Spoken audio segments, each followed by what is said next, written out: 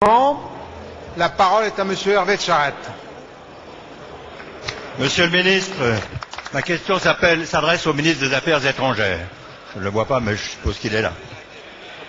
Monsieur le ministre, dites-nous, jusqu'à quand l'Europe, et avec elle la France, vont-elles continuer de supporter sans réagir la politique réactionnaire du gouvernement israélien à l'égard du peuple palestinien?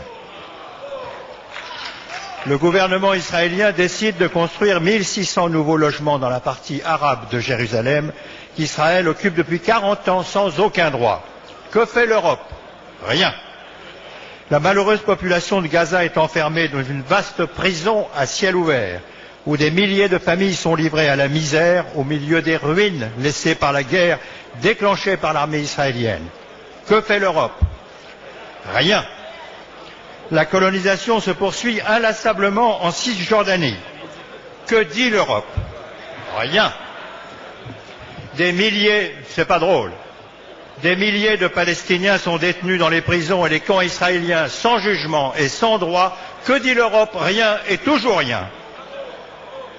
Monsieur le ministre, les provocations récentes du Premier ministre israélien, son intention délibérée de rendre impossible quelque négociation que ce soit avec les dirigeants palestiniens ont atteint un niveau qu'on n'avait sans doute jamais connu dans le passé. Tous dans cette Assemblée, nous souhaitons pour Israël un avenir de paix, de sécurité et de prospérité, mais nous sommes nombreux à refuser de sacrifier le peuple palestinien à l'intolérance et à l'aveuglement du gouvernement israélien d'aujourd'hui. Je m'adresse à vous, Monsieur le ministre. Moins parce que vous êtes ministre qu'au nom du French Doctor, qui s'est toujours intéressé aux droits de l'homme dans le monde. Je vous en supplie, entendez l'appel de la Palestine qui, depuis des années, subit l'injustice de l'histoire. Merci. La parole est à Monsieur le ministre des Affaires étrangères.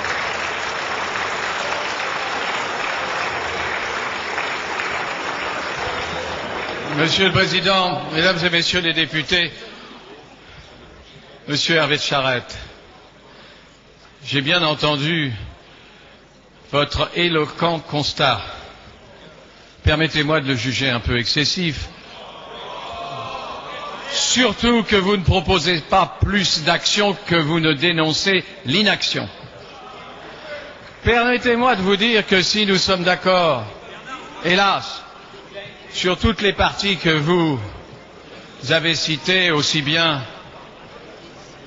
la poursuite des colonisations, la situation à Gaza insupportable, mais en réalité, vous ne pouvez pas dire que l'Europe ne fait rien.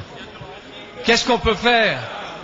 Qu'est-ce qu'on peut faire alors que tout le temps, tous les jours, toutes les semaines, toutes les réunions, nous sommes en train non seulement de dénoncer, mais de proposer que nous avons, à partir de la conférence de Paris, Monsieur le député, à partir de la conférence de Paris, mis au point avec Salam Fayyad, Premier ministre palestinien, des projets qui se poursuivent jour après jour, que la situation a changé, même si elle est encore extrêmement difficile en Cisjordanie, que la situation ne change pas à Gaza et que nous avons dénoncé tout cela, que le président de la République a prononcé les mêmes mots à la Knesset et à Ramallah, dénonçant, nous n'avons jamais accepté l'annexion de Jérusalem-Est, nous n'avons jamais accepté la poursuite de la colonisation, nous avons fortement dénoncé les 1200 appartements qui ont été, au moment de la visite de Biden, proposés et peut-être mis en œuvre déjà. Nous avons fait tout cela, nous poursuivons, non seulement nous poursuivons, mais nous essayons d'être présents sur place. Qu'est-ce qu'on peut faire d'autre? Dites-le-moi. Est-ce que vous avez une idée sur ce qu'on pourrait opposer pour être efficace?